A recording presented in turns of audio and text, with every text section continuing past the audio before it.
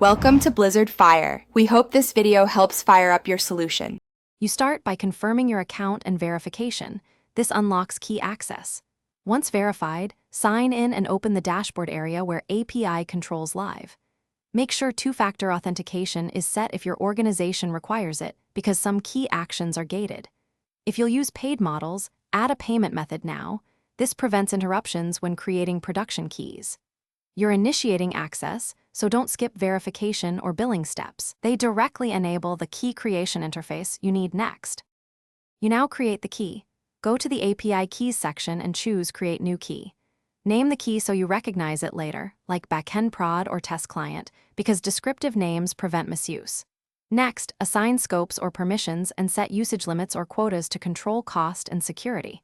If available, attach environment tags or restrict by IP. Once configured, generate the key and copy it immediately. Many systems show it only once, so store it securely in a secrets manager.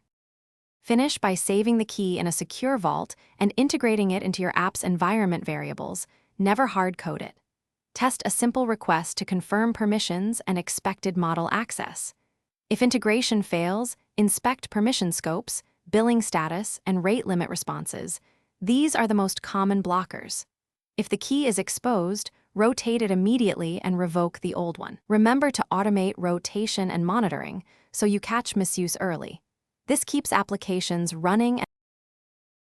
Thanks for watching. If you found this helpful, don't forget to like and subscribe.